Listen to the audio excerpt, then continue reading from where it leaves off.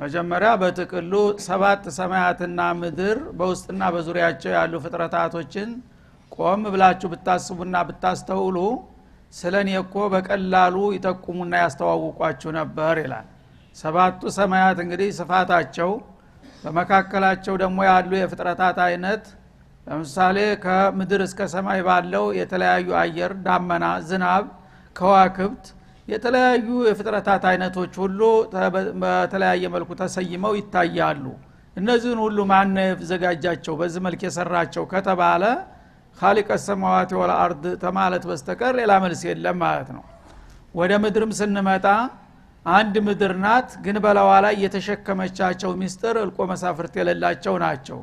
ጋራ፣ ተራራ፣ ወንዝ፣ ሸንተረር፣ ባህር፣ በዛው ላይ ደግሞ ማዕድናት፣ የአዝሪት፣ የአትክልት አይነቶች፣ የእንስሳት፣ የነፍሳት ጎሳዎች ስፍር ቁጥር የሌላቸውን ነገሮች ነው ተሸክማ ያለችው።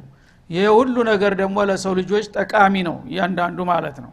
ስለዚህ እኛን ፈጥሮ ይሄን ሁሉ ነገር ጠቃሚ የሆነ ነገር ሁሉ በየብስ በባህር የፈጠረውና ያዘጋጀው ማን ነው ብለህ ብትጠይቅ አጎቴ ወይስ አባቴ ልትል ትችላለህ? አላህ ነው Subhanahu Wa Ta'ala خلق لكم ما في الارض جميعا እንዳለው ማለት ነው። ስለዚህ ይሄን ሁሉ እያረጋችሁና በዚህ ሁሉ ጸጋዬ እየተጠቀማችሁ እኔን ትክዳላችሁ ወይስ ሌሎቹን በእኔ ታጋራላችሁ? እስቲ ትንሽ አእምሯችሁን ተጠቀሙና አስተውሉ ይላል ማለት ነው።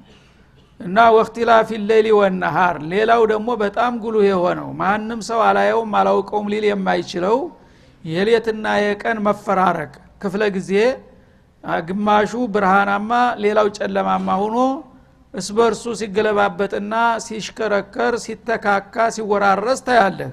ይሄን ማን ነው የሚያደርገው? ሌቱን የሚያነጋው ቀኑን የሚያስመሸው ማን ነው ብለህ እስቲ አስብ ትንሽ ይላል አላህ Subhanahu Wa Ta'ala። በእነዚህ ሁሉ ነገሮች እኮ ለአያት ለጌታ መኖርና ለፍጹም የብቸኛ አምላክ ለመሆኑ ወሳኝና ተጨባጭ የሆኑ መረጃዎች አሉ በእነዚህ ሁሉ ዙሪያ ይላል።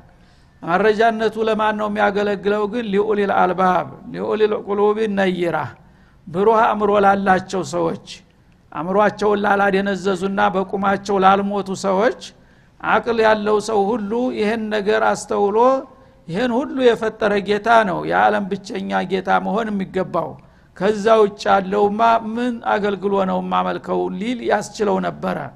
ግን አቅል ያላቸው እንደሌለ የደነዘዙት ይሄ ሁሉ ነገር ቢታያቸውም ቢነገራቸውም አይሰማቸውም ማለት ነው። ለምን? አእምሮአቸውን ተጥቅም ውጭ አድርገዋልና